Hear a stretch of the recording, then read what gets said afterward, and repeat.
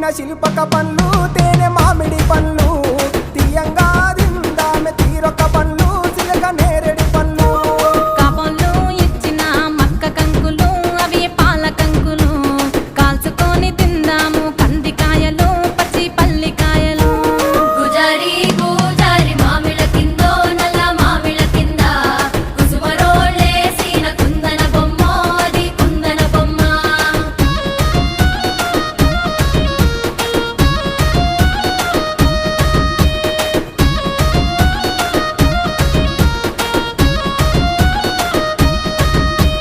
బెస్తలు పెట్టిన పచ్చి చేపలు అవి వట్టి చేపలు